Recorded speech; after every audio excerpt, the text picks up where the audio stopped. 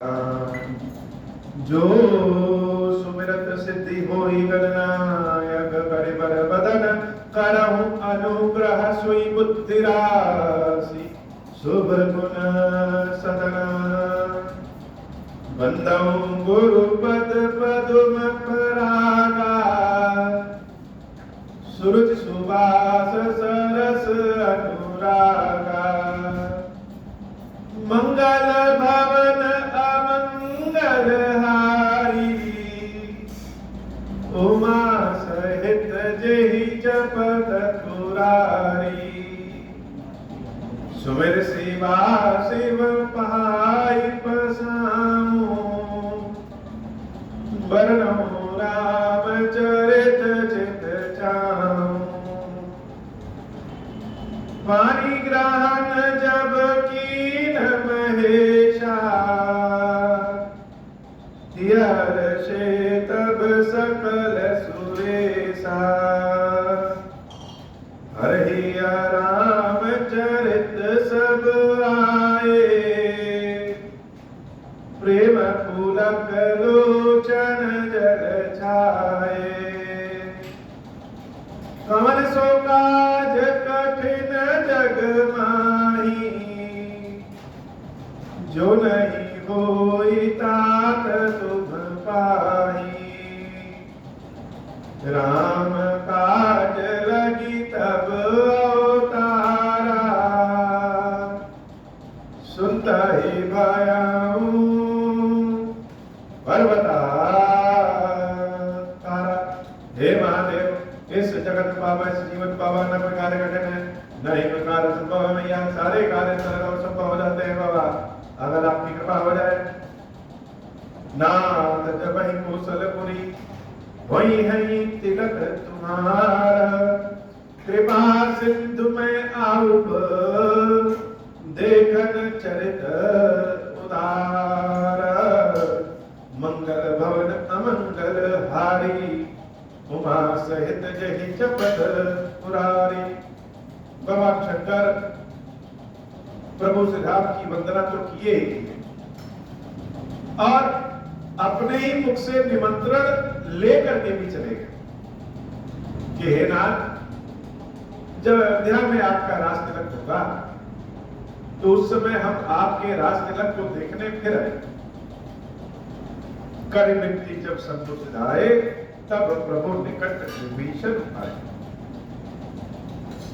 रावण वध के बाद देवताओं ने प्रभु की स्तुति किया, ब्रह्मा जी ने प्रभु की स्तुति किया, इंद्र ने प्रभु की स्तुति किया और सबसे अंत में भगवान शंकर ने प्रभु की स्तुति की। जैसे हम भोजन करें और भोजन करने के बाद अंत में कोई मिठाई खा ले या मीठा भोजन कर ले तो मन तृप्त हो जाता है, संतुष्ट हो जाता है। वैसे किसी किसी का प्रेम पहला प्रेम होता है और किसी किसी का प्रेम आखिरी प्रेम होता है। कहने का मतलब आखिरी प्रेम का मतलब ऐसा रंग चढ़े कि उसके बाद और कोई दूसरा रंग चढ़ ही न पाए। शंकर जी का राम जी के लिए प्रेम, राम जी का शंकर जी के लिए प्रेम वह आखिरी प्रेम की तरह है कि जिसके बाद और कोई रंग चढ़ ही नहीं पाता। भगवान शंकर जब राम जी की वंदना करके चले गए तो सीता राम जी जैसे एकदम से संतुष्ट हो गए, क्योंकि शिव जी की वंदना वो वंदना भी है और आशीर्वाद भी। यह बड़ा विचित्र भाव है। जैसे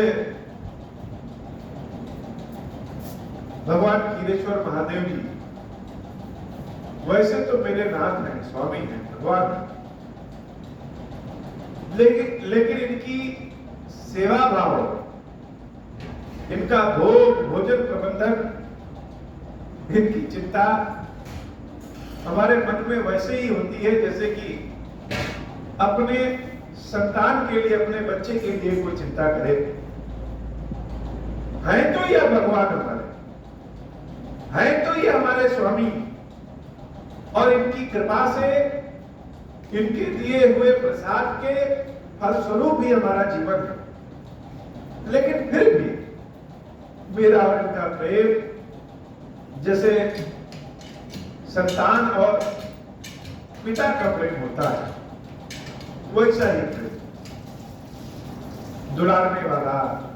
कभी ये हमारे पिता हो जाते हैं, हमारे अभिभावक हो जाते हैं, हमारे गुरु हो जाते हैं, और कभी हम इनके अभिभावक हो जाते हैं। ये बात शब्दों से बड़ा अटपटा लगेगा, लेकिन यह भावना ही ऐसी। ऐसे ही शंकर जी राम जी की वंदना तो किए, और उस वंदना को, उस अर्चना को राम जी ने स्वीकार भी किया, लेकिन इस स्तुति को स्वीकार करते करते भगवान शंकर के प्रेम और आशीर्वाद को भी स्वीकार कर। आपको याद होगा कि कथा में जब सीताराम जी, लक्ष्मण जी वन को प्रस्थान किए, तो चित्रकूट के पास रास्ते में एक जगह, जब सबने सुना कि कोई बड़ा अद्भुत, बड़ा सुंदर एक स्त्री के साथ एक पुरुष और एक उसका छोटा भाई भी आया है, जो देखने में तो राजकुमार लगते हैं, लेकिन वेशभूषा से तो वह तपस्वी है। तो आसपास गांव की सभी महिलाएं इकट्ठी हो गई, बच्चे इकट्ठे हो गए, पुरुष इकट्ठे हो गए, और वह महिलाएं, जो कुछ बच्चियां थी, कुछ युवती थी और कुछ वृद्ध भी थी, सीता जी के कोमल चरणों को वो महिलाएं पकड़ती हैं और सीता जी के बारे में जानना चाहती। सब कुछ जानने के बाद वो फिर से सीता जी के चरणों को पकड़ती हैं और चरणों को पकड़ करके आशीर्वाद देती है कि तुम्हारा सुहाग सदैव अमर रहे। यह भाव क्या है कि देवी सीता के चरणों को उनसे बड़ी उम्र की माताएं पकड़ी हैं और आशीर्वाद दे रही। यह इसी तरह का भाव है कि शंकर जी राम जी की स्तुति भले कर रहे हैं, लेकिन वह स्तुति भी है और आशीर्वाद। राम जी भगवान शंकर जी को देख भले रहे हैं, लेकिन वह उनके चरणों को पकड़ना भी है और अपना दर्शन देकर के शंकर जी को कृतार्थ भी करना है। तो भगवान शंकर के प्रेम को पाकर के राम जी का जैसे पेट ही भर गया, अब किसी की अर्चना वंदना की आवश्यकता ही नहीं है। प्रभु श्री राम जब विभीषण जी महाराज ने देखा कि शंकर जी भी चले गए, अब सीताराम जी थोड़े देवताओं से अलग हटके हैं, तो विभीषण जी महाराज दौड़ते हुए गए। तब प्रभु निकट विभीषण आए और नाई चरण सिर कह मृदुबानी, विनय सुनहु प्रभु सारंग पानी। भगवान के चरणों को पकड़ लिया और कह रहे कि नाथ, अभी अभी शंकर जी आपको दर्शन देके गए, तो आपके हृदय में प्रेम और विनयशीलता तो और बढ़ गई। तो यह समय बड़ा उचित है, हम आपके चरणों को पकड़ ले रहे हैं। मेरी बातों को जरा ध्यान से सुन लीजिए एक बार बस। सकुल सदल प्रभु रावण मार्यो, पावन जस त्रिभुवन विस्तार्यो, दीन मलिन हीन मति जाति, मोह पर कृपा की बहुभाति। अब जन गृह पुनीत प्रभु कीजे, मज्जन कन्य सबर श्रम छी। चरणों को पकड़ करके कहा कि महाराज, आपने पाप का अंत कर दिया, रावण का वध किया, मुझे रावण से बचाए, सारे संसार का कल्याण किए, और आपकी यह यश कीर्ति तीनों लोकों में पहुंच गई। हम तो बड़े बुद्धिहीन हैं, पापी भी हैं, दीनहीन मलिन भी हैं, बाहर से भी करते हैं, मन से भी करते हैं, लेकिन फिर भी आपने कृपा किया तो है ना, एक कृपा छोटी सी और कर दीजिए। कृपा क्या है कि मज्जन करिए समर सब चीजे, कि मेरे घर में चलिए, मेरे घर में स्नान करिए और हमारे कुल खानदान को, महल को पवित्र करिए। ये बड़ी अद्भुत बात है। भगवान को अपने घर बुला रहे हैं, मेरे साथ तो है लेकिन मेरे जरा घर चलिए। आजकल जितने भी उत्सव होते हैं, शादी विवाह मंडल या कोई भी उत्सव हो, विशेषकर शहरों में, और शहर के आप तो गांव में भी यहां तो क्या है कि कोई भी उत्सव जो होता है वह किसी न किसी बैंक्वेट में, होटल में, रिजॉर्ट में होता है। जितने भी मेहमान आते हैं, जितने भी आगंतुक आते हैं, वह सब उसी रिजॉर्ट, उसी होटल में आकर के खा पी करके आशीर्वाद देकर के चले जाते हैं। घर में किसी का भी प्रवेश हो ही नहीं पाता, यहां तक कि घर वाले भी घर में नहीं रहते। यह परंपरा पे कोई उंगली उठाया नहीं जा रहा है, समय के अनुसार परंपराएं बदलती रहती हैं। लेकिन जो पहले का एक समय हुआ करता था कि घर में अगर कोई शादी विवाह का उत्सव हो रहा है तो वह एक बहाना होता था कि जो लोग सालों साल नहीं मिलते रहते हैं वह भी इसी बहाने एक दूसरे से मिल लेते हैं। और छोटा सा ही घर रहे, कोई नीचे सो जाए, कोई ऊपर सो जाए, पत्थर बिछा करके लोग भोजन कर ले। बहुत भीड़ रहती थी, लेकिन उसी भीड़ का ही अपना एक उत्सव होता था, अपना आनंद होता था। लोग भोजन करते थे, भोजन इधर उधर गिरता था, कीड़े मकोड़े भी खाते थे, पत्थर जहां फेंकते थे वहां गाय, कुत्ते आदि और भी जानवरों का भी पेट भरता था। लगता था कि कोई हमारे घर में उत्सव हुआ है। लेकिन अब तो बाहर ही बाहर सब आते हैं और बाहर ही बाहर चले जाते हैं। न घर में किसी का स्नान होता है, न घर में किसी का भोजन होता है, न घर में किसी की आवाज उठती है। तो मंगल, शुभ आशीर्वाद भी किसी के घर नहीं पहुंचता। यह भी बात विभीषण जी महाराज यही बात कह रहे हैं कि नाथ, आपकी यश कीर्ति तो त्रिलोकी तक फैल रही है और सारे संसार की आपने रक्षा किया है, लेकिन एक बार छोटी सी कृपा कर देते एक और, कि मेरे घर चल चलते और मज्जन करिए समर श्रम छीजे, मेरे घर चल करके स्नान करते, थोड़ा सा विश्राम करते, तो युद्ध के बाद की जो आपकी थकावट है वो मिट जाती। मानो विभीषण जी महाराज भगवान को अपने घर में ही स्थापित कर देना चाहते। भगवान को उनके भक्त कहां कहां न बिठा दे, और जहां जहां बिठा देते हैं भगवान वहीं बैठ जाते हैं। शंकर जी को कहीं देखेंगे तो किसी बरगद के पेड़ के नीचे बैठे हैं, किसी नदी के किनारे बैठे हैं, किसी जलाशय के किनारे बैठे हैं, जहां प्रचंड धूप आती है, बरसात में भीग भी जाते हैं, धूल धक्कड़ भी लगता है, लेकिन भक्त भगवान शंकर को जहां बैठाते वहीं बैठ जाते हैं।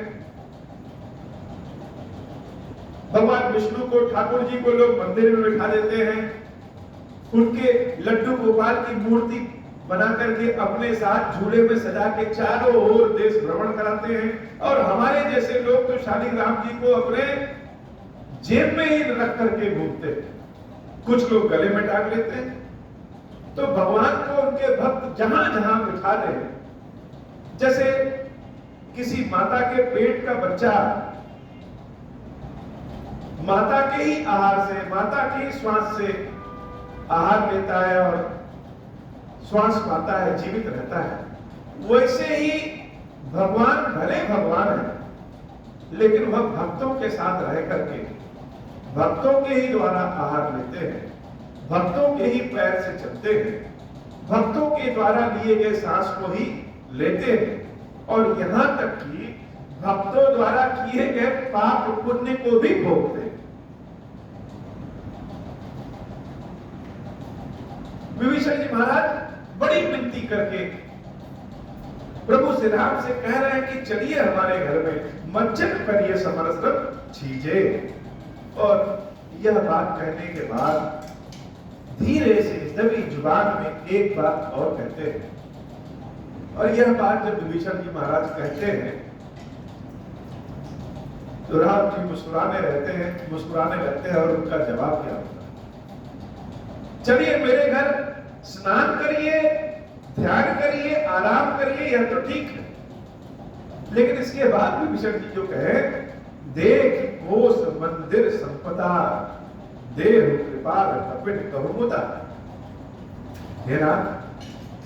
ये लंका का जो कोश है, जो संपदा है, जग प्रसिद्ध है। रावण ने न जाने कहां से लंका में सारी संपदा स्थापित की। नाथ, आपने रावण पर विजय प्राप्त किया है तो लंका पे भी विजय प्राप्त किया। तो आप एक बार उस कोश को तो देखिए, लंका की संपत्ति को तो देखिए। आप ले चाहे न ले, लेकिन यह जो आपकी बादरी सेना है, अपनी इच्छा अनुसार उस बादरी सेना को मार दीजिए। सब विधि नाथ मोहि अपनाई, पुण्य मोहि सहित अवधपुर जाइए। यह कहने के पीछे कारण क्या है? जैसे अगर आप अपने घर में कोई पशु को पाल लिए, कोई गाय भैंस पाल लिए, कोई भी जानवर पाल लीजिए, तो आप घर छोड़ के नहीं जा सकते अगर जिम्मेदार व्यक्ति हैं तो, क्योंकि उसके खाने के समय, उसकी सेवा आदि का समय निर्धारित है। तो व्यक्ति जैसे किसी पशु को खूंटे से नहीं बांधता, स्वयं भी बच जाता है। और तो और बहुत सारे लोग ऐसे भी हैं कि बड़ी मेहनत से बड़ी आलीशान घर बनाते हैं और घर न होकर के उनके लिए वह खूंटा हो जाता है। घर को अकेला छोड़ के नहीं जा सकते, हमेशा भय रहता है कोई दरवाजा खोल के न चला है। वह घर आजीवन उनके लिए खूंटा बन जाता है और वह उसी घर से ही चारों ओर घूमते रहते हैं। विभीषण जी महाराज यही नहीं चाहते। वह जानते हैं कि राम जी लंका की संपत्ति तो नहीं लेंगे, लेकिन राम जी हमको राजा बना दिए, हमको लंका की संपत्ति बना दिए। अब यह लंका हमारे लिए खूंटा हो गई। हम भगवान के चरणों की सेवा नहीं कर पाएंगे, भगवान के साथ नहीं जा पाएंगे। इसलिए विभीषण जी महाराज कह रहे हैं कि अपनी संपत्ति उपपत्ति देखिए और इसको सारे बादलों में बांट दीजिए। जब बांट देंगे तो क्या होगा? सब विधिनाथ मोहि अपनाई। अभी तो आपको लगता है कि विभीषण के पास लंका की संपत्ति है, आराम से खा पी लेगा और आप हमको छोड़ के चले जाएंगे। तो नाथ, यह लंका की संपत्ति को बांट दीजिए। यह विभीषण भोजन के लिए भी आप पे आश्रित है। हर विधि से हमको अपना लीजिए। अगर आप भोजन देंगे तो विभीषण भोजन करेगा, अगर आप वस्त्र देंगे तो यह विभीषण वस्त्र पहनेगा। ऐसा कुछ ना करिए कि किसी एक कारण से विभीषण को छोड़ दीजिए। नाथ, सब विधि नाथ मोहि अपनाई और पुण्य मोहि सहित अवधपुर जाइए। और जब आप अयोध्या जाइए, हमको साथ लेकर के जाइए। ये लंका का राज्य भोज्य हमसे नहीं चलेगा। राम जी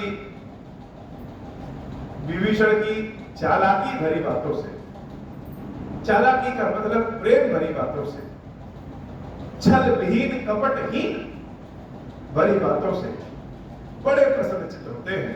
सुनत बचन मृदु दीन दयाला, सजल भय दो नयन निशान। दोनों आंखें राम जी की आंखों अश्रु से भर गई। राम जी के जीवन में तो उनके बहुत सारे भक्त हैं, लेकिन विभीषण के जीवन में तो राम के अलावा कोई नहीं है। भगवान के जीवन में तो उनके बहुत सारे भक्त होते हैं, लेकिन भक्त के के जीवन में भगवान के सिवा कोई नहीं होता। वो किसी से अपनी बात कह भी नहीं सकते, न कोई समझ सकता है और न ही भक्त अपनी बात किसी से कह सकता है। उसकी बात तो ईश्वर के अलावा कोई नहीं समझ सकता है। भक्त की गोष्ठी, भक्त की मित्र मंडली, सब कुछ भगवान ही है। विभीषण जी महाराज कहना चाह रहे हो कि नाथ आपके तो बहुत सारे भक्त हैं, इस विभीषण के पास आपके सिवा कोई नहीं, हमको भी ले चलिए। लेकिन राम जी क्या कह रहे हैं? सजल भय तव नयन सा। राम जी के दोनों नयन अश्रु से भर गए। विभीषण जी ने कोश संपदा अधिकार की बात की और रामचंद्र जी की आंखों में आंसू आ। आंसू किस लिए? भगवान बड़े मृदुल भाव से, बड़े मीठे शब्दों से कह रहे हैं, तोर पोष गृह मोर सब, सत्य वचन सुन प्राण, भरत दशा सुमिरत मुहि, निमिष कलम समझा। हे विभीषण, यह तुम्हारी लंका, यह तुम्हारी संपदा, यह तुम्हारा सब कुछ मेरा है, यह बात सत्य है। और तुम कह भी रहे हो चल के देख ले। लेकिन हे विभीषण, मुझे मेरे भरत की बहुत याद आ रही है, और भरत के बिना अब एक पल भी हमारे लिए एक कल्प के समान है। न हमें लंका दिख रहा है, न यह संसार दिख रहा है, हमको बस भरत की याद आ रही है। यही आकर के भरत जी संसार में सबसे श्रेष्ठ हो जाते हैं। बहुत सारे भक्त, बहुत सारे लोग राम का सुमिरन करते हैं, भगवान श्री राम के नाम का जाप करते हैं, और भगवान अपने भरत का सुमिरन कर रहे हैं। भगवान ही जिसका सुमिरन करने लगे वह तो संसार में सबसे श्रेष्ठ है। तापस वेश दात कृष्ण जपत निरंतर हो। राम जी की आंखों से आंसू गिरने लगे कि हे विभीषण, तुम कह रहे हो कि चले सोने की लंका की संपत्ति का हम निरीक्षण करें। मेरा भाई भरत, जिसको अयोध्या का राज्य सिंहासन मिला था, जिसको वनवास नहीं मिला था, लेकिन उसके बाद भी तापस वेश दात कृष्ण जपत निरंतर मोहि, वह तपस्वी के वेश में महल से दूर रह करके निरंतर मेरा जाप कर रहा है और सूप के कांटे के समान हो गया है। देखो बेगी सो जतन करो सखा निहोर तो ही, मैं तुमसे निहोरा करता हूं, विनती करता हूं मित्र, कि अगर कुछ कर सकते हो मेरे लिए तो ऐसा करो कि जैसे जिससे तुरंत हमें अति शीघ्र, जितनी जल्दी हो सके उतनी जल्दी मेरे भाई भरत का दर्शन हो जाए। बीते अवधि जाओ जियत न पावो वीर, सुमिरत अनुज प्रीत प्रभु पुण्य पुण्य पुलक शरीर। समय बीतने के बाद अगर हम पहुंच गए, अपने निर्धारित समय पे न पहुंच पाए, तो हे विभीषण, हम अपने भरत को जीवित नहीं पाएंगे। सुमिरत अनुज प्रीति प्रभु पुण्य पुण्य पुलक शरीर। और भाई कैसा है? भाई जियत न पावो वीर। भरत जी जैसा वीर संसार में कोई नहीं है। हम शत्रुओं से तो युद्ध में जीत जाते हैं, संसार से युद्ध में जीत जाते हैं, लेकिन स्वयं से हार जाते हैं। भरत स्वयं से युद्ध में जीते हैं तो बड़ा वीर है। लेकिन अगर हम समय पे नहीं पहुंच पाए तो फिर उसको जिंदा नहीं देख पाएंगे। सुमिरत अनुज प्रीत प्रभु पुण्य पुण्य पुलक शरीर। और भगवान श्री राम जब भरत का नाम लेते हैं, भरत का सुमिरन करते हैं, तो प्रभु श्री राम के रोए रोए खड़े हो जाते हैं और आंखों से अश्रु की धारा बह रही है, उनकी आवाज रुध गई है। करे हो कल्प भरी राज तुम मोहि सुमरन मन माहि। हे विभीषण, कल्प भर तुम राज्य करो और मेरा हमेशा सुमरण करते रहना। पुण्य मम धाम पालो जहाँ संत सब जाए। और अंत समय में तुम मेरे उस धाम को प्राप्त करोगे जहाँ सभी संत जाते हैं। 7 चिरंजीवियों में विभीषण जी महाराज भी आज जीवित हैं। ऐसा भगवान का आशीर्वाद है कि कल्प भर राज्य करने के बाद भी तुम जीवित रहोगे और अंत समय मेरे धाम जाओगे। मंगल भवन मंगलहारी उमा सहित जय जगत। विभीषण जी महाराज प्रभु श्री राम की दशा को देख करके, उनकी बातों को सुन करके गदगद हो गए। मंगल भवन मंगलहारी उमा सहित जय जगत पुरारी। सुनत विभीषण वचन राम के हर्ष गहे पद कृपा धाम के। बानर भानु सकल हर्षाने गहि प्रभुपद गुण विमल बखाने। बहुर विभीषण भवन सिधायो मन गण बसन विमान भरायो। लय पुष्पक प्रभु आगे राखा हस करि कृपा सिंधु तब भाषा। विभीषण जी महाराज लंका गए और पुष्पक विमान में बहुत सारे रत्न आभूषण सब भर लेते और ले आकर के राम जी के चरणों में रख देते हैं और हाथ जोड़ देते हैं। हे प्रभु, ये सब आपका है। राम जी विभीषण से कहते हैं, विभीषण ऐसा करो कि इस पुष्पक विमान को आसमान में ले जाओ और सारे वस्त्र और सब रत्न आभूषण जमीन पे गिरा दो। बानरों को जो अच्छा लगेगा वो उठा लेंगे। चढ़े विमान सुन सखा विभीषण गगन जाए वर्षम पटभूषण। नभ पर जाए विभीषण तबहि बरस दिए मणि अंबर सबहि। विभीषण जी महाराज भी जैसा प्रभु श्री राम कहते हैं वैसा करते हैं। पुष्प विमान आसमान में जाकर के सारे वस्त्र आदि सब नीचे गिरा देते हैं। मणि माणिक के जिसको पाने के लिए लोग झगड़ा कर सकते हैं वह सब नीचे फेंक देते हैं। और बानर लोग क्या कर रहे हैं? जोई जोई मन भाव सुनते ही मन मुख में डाले कपिटे। बानरों को जो अच्छा लगा वो ले रहे। आज भी अगर कहीं बंदर आ जाए तो कपड़ा लेकर के बहुत जल्दी बनते, और कपड़ा लेके बनते ही नहीं है। थोड़ा सा अगर नकलची बंदर है तो उस कपड़े को पहन भी लेते हैं, पहन के नृत्य भी करेंगे। सारे बानर जो जो वस्त्र पाए सब पहन लिए, और जो मणि नीचे हीरे मोती गिरे हुए हैं उनको उठा करके वो मुंह में डाल रहे हैं। अरे यह तो स्वादिष्ट नहीं है, फेंको। जिस मणि माणिक के लिए लोग जीवन भर अपना जीवन सौंप देते हैं, बानर लोग उसको उठा के फेंक रहे हैं। और जब वस्त्र पहन करके नृत्य कर रहे हैं तो प्रभु श्री राम इन बानरों को जब देख रहे हैं तो हंसने लग रहे हैं। और जब बंदर यह देख रहे हैं कि मेरे स्वामी हमको देख करके खुश हैं, वो और नृत्य करने लग रहे हैं।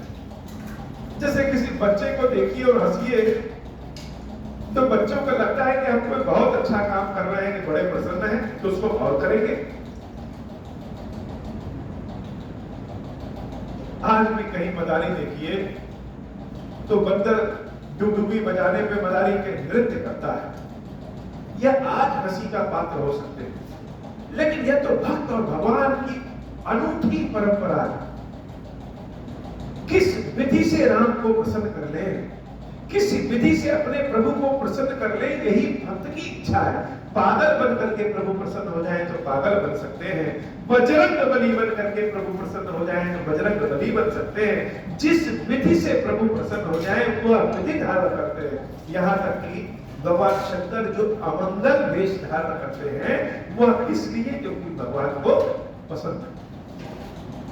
तो बानर भानु वस्त्र पहन के नृत्य कर रहे हैं। जोई जोई मन भावई सुनिते ही मन मुख में विदारी कपिते ही हसे राम श्री अर्जुन समेता परम भक्त की कृपा निकेता मंगल भवन मंगलहारी उमा सहित जय जपत पुरारी मुनि जय ध्यान न पावहि नेति नेति कह रहे। भगवान शंकर जब यह बादलों की मदारी वाली कथा, वस्त्र पहनाने वाली कथा कह रहे हैं तो वह भी बंदर बन करके जैसे नाच रहे हैं। बात बात में आंखों में आंसू गिरने लगते हैं। यह प्रेम के आंसू है। और पार्वती इस कथा को जब सुन रही है तो बात बात में चहक उठ पड़ रही है। हे पार्वती, मुनि जेहि ध्यान न पावहि नेति नेति कहबे। मुनि लोग ध्यान में रहते हैं, प्रभु की स्तुति करते हैं, उसके बाद भी भगवान ध्यान में नहीं आते। हर बार शब्द कीर्तन कर लेंगे, उसके बाद भी कहेंगे भगवान तक मेरी प्रार्थना नहीं पहुंच रही, भगवान ध्यान नहीं देते। कृपा सिंधु सोई कपिल सन करत अनेक विनोद, यह भगवान वही भगवान जो मुनियों के भी ध्यान में नहीं आते हैं, इन बांदरों के साथ खेल खेल रहे हैं। उमा जोग जप दान तप नाना मख व्रत देव। शिव जी कहते हैं, हे देवी, बहुत सारे व्रत रहने के बाद भी, दान धर्म करने के बाद भी, अनेक तरह के हवन स्तुति करने के बाद भी राम कृपा नहीं कर रही। जस तस जस निष्केवल बने। सारी ज्ञान की बातें करने के बाद भी राम वैसी कृपा नहीं करते जैसी कृपा निष्कलंक प्रेम को पाकर के कर देते। राम को केवल प्रेम पसंद है, छल कपटहीन प्रेम जो सबके पास नहीं होता है, इन बानरों के पास है। और भगवान इन बानरों को देख करके बड़े प्रसन्न है। मंगल भवन मंगलहारी, उमा सहित जहि जपत पुरारे। भालु कपिल पट भूषण पाए, पहिर पहिर रघुपति पहियाए। नाना जिनस देख सबकी सा, पुनि पुनि हसत कोसलाधीसा। चितई सबिन पर की नीताया, बोले मृदुल बचन रघुराया। सब बानर भालू वस्त्र पहन करके ठुमुक ठुमुक के आते और राम जी को दिखा करके चले जाते। भगवान बड़े प्रसन्न है, सीता मैया बड़ी हंस रही है। चितई सबिन पर की नीताया। रघुनाथ जी ने सब पे दया किया, सब पे कृपा किया। और उस हंसी खुशी के समय में भगवान ने बड़ी ही भारी बात कही। सारे बंदर खड़े हैं और प्रभु श्री राम बोल रहे हैं। राम जी कहते हैं, तुम्हारे बल में रावण मारे हो, तिलक विभीषण कहबो निसारे हो। निज निज गृह अब तुम समझा। हे बानरों, तुम्हारे बल पे हमने रावण को मारा है। यह विभीषण को जो राज्य मिला है, यह तुम्हारे बल पे मिला है। जब यह बात राम जी कहते हैं कि तुम्हारे बल पे मारा है, वो सारे बंदर जो उछल कूद करते हैं, सब एक जगह खड़े हो जाते हैं और राम की बातों को बड़े ध्यान से सुनते हैं। रोम रोम सबके खड़े हो गए। राम जी हमारी बड़ाई कर रहे हैं, दिन रात किसी की सेवा करते रहे और वह एक बार कह दे कि तुम्हारी सेवा से हम बड़े प्रसन्न हैं। यह शब्द कानों में चला जाए तो इस शब्द के आगे संसार के सारी धन दौलत घमंड। जब बांदरों से भगवान श्री राम कह रहे हैं, तुम्हारे बल पे हमने रावण को मारा है और यह विभीषण तुम्हारे नाते यह राज्य पाया है, तो सारे बानर भाग रोए रोए खड़े होकर के सुन रहे हैं। लेकिन यह भगवान है, यह भगवान बड़े लीलाधर